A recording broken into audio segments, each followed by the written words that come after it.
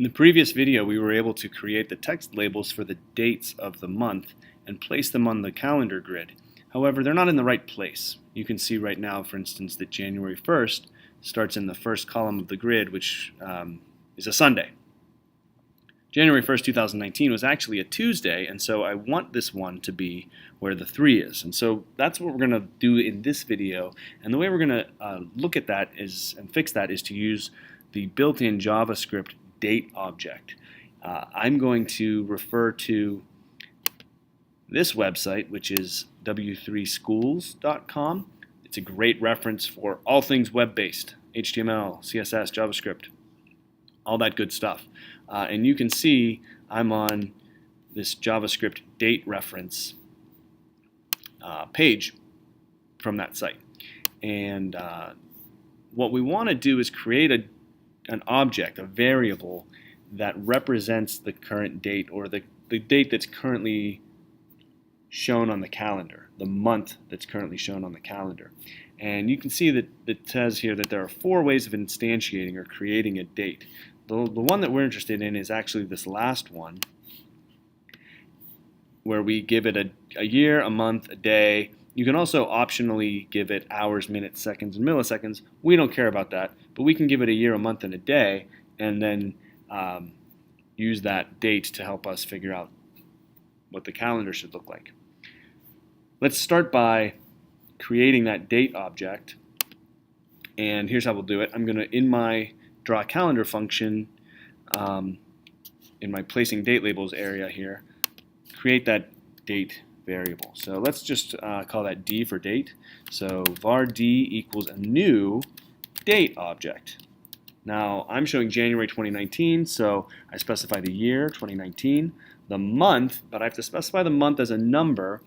You would think that the numbers would go 1 to 12, however the months are actually 0 indexed, so that the first month is actually 0, not 1, so January would be month 0. And then if I wanted to specify January 1st, I would then specify 1, as the days are not 0 indexed, they are indexed starting at 1. So that's a bit confusing. This is January 1st, 2019, and that'll produce this variable D that represents that date. Since we want the first of the month, because that's where I'm going to start my calendar, I could leave off the 1 and it would assume if I just specify January 2019, it will give me January 1st. But just for clarity's sake, I'll leave that in there. Now, how do I use this D now to help me place my calendar? Well, the reason that the date object is interesting to us in this case is that the date object knows all about the date, right? So you can see these are the functions off here to the left that are available to you when you have a date object. And one of those functions is called getDay. GetDay is really interesting because it will tell us what day of the week a given date occurred on. So it tells you down here that Sunday is a 0, Monday is a 1, etc. That's really helpful for us because that's the information we need to know in order to place the first day of the month in the right column. Okay. So just to show you how that's working, I can write that out to the console, right? I could say console.log, let's say day, or I'll do this, right? January 1st, 2019 was a plus d.getDay. I'm using my D variable, my date object, and I'm calling the getDay function on that object. So I'm asking D what day were you, is essentially what's happening here. If I run this now, I can see it tells me January 1st, 2019 was a 2, okay? Now, that sounds funny, but again, 2 is the index, right, or the number that's going along with that day. So if Sunday was a 0 and Monday's a 1, then Tuesday's a 2. So really what this is saying is that January 1st, 2019 is a Tuesday, right? And that's helpful to me because now I know where to place this 1. I want to put it Sunday, Monday, Tuesday where the 3 is, okay? And let's get rid of this log message.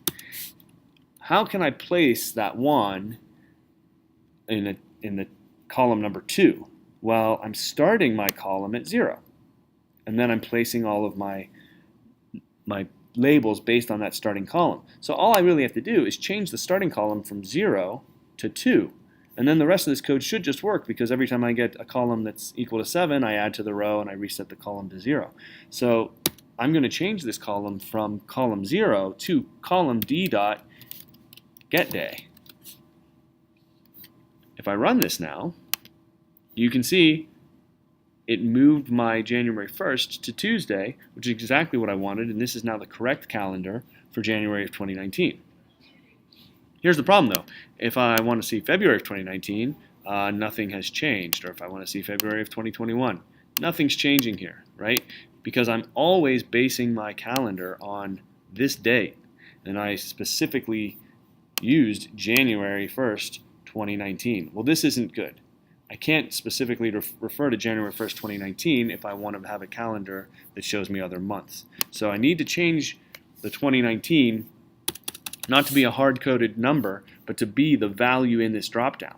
Okay? How do I get that value? Well, that's a property of the dropdown. So we're going to use the getProperty function.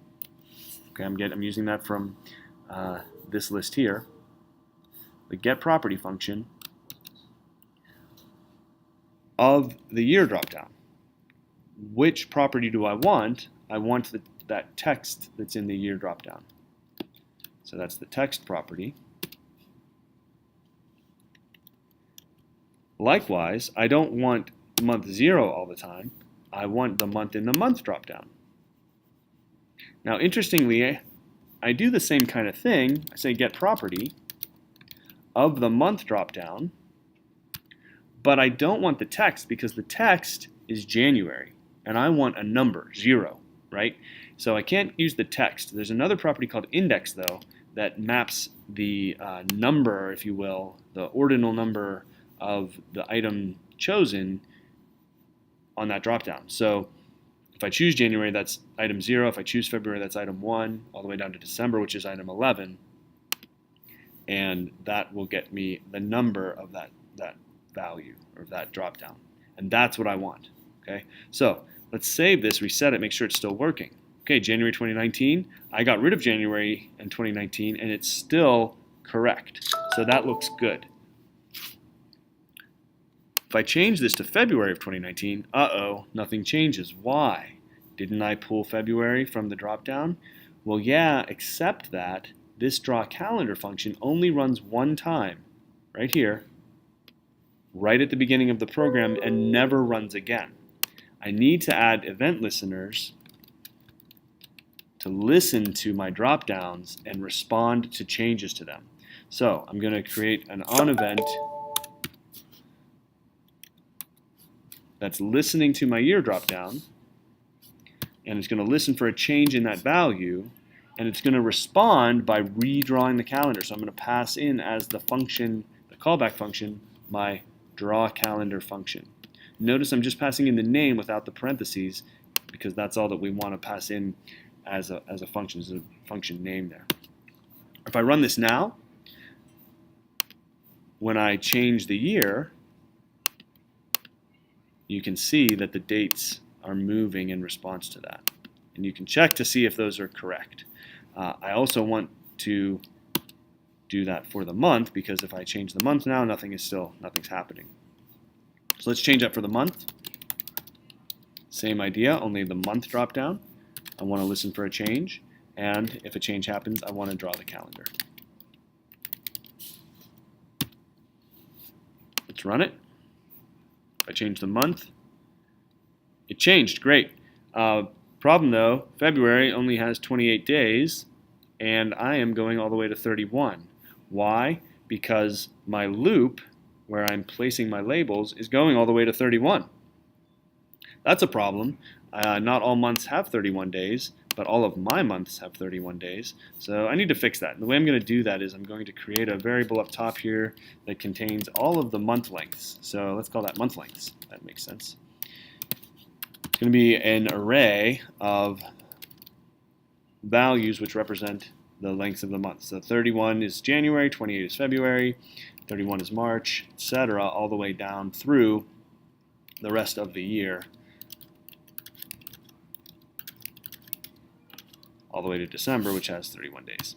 Okay? And I'm going to use these to help me place my labels. Rather than going all the way up to 31, may I have your attention, please? Really annoying. Sam Keating, please report to the library at this time. Sam Keating to the library, please. Rather than going all the way up to 31, I'm going to go up to the current month length. How am I going to get the month length? Well, let's create a variable called month length. And set that equal to our array, month lengths, indexed by the value of the index of our month dropdown. The same value I've used here, actually. So I'm pulling from the month lengths the item in position 0 for January or 2 for March, and storing that value in a variable called month length. And now, rather than going all the way up to 31, I'm going to go up to the month length itself and stop there. Okay. If I reset this and try it again, January looks good. February only has 28 days. So my calendar stopped at 28, but I see some weird artifacts here. Why is that happening? Let's keep going. Try March. Okay, March goes back up to 31. That's good.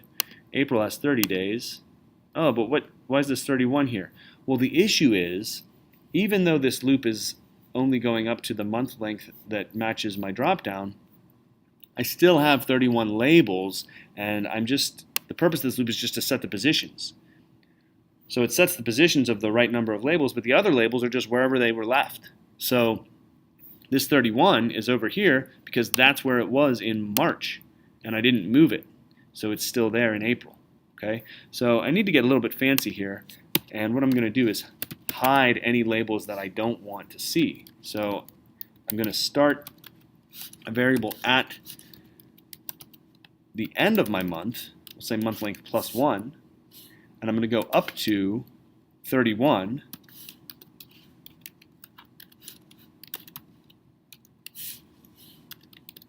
And I'm going to hide any labels that are beyond the length of my month. So set property, there's a property called hidden. The name of my label is date plus I. The property I want is the hidden property, and I'm going to set that to true. That means the item is hidden if the length is past, or if the label is past the length of the month. So I'm starting one more than the length of my month, going up through the end and hiding any labels I'm not using. If I run this, there's January, there's February.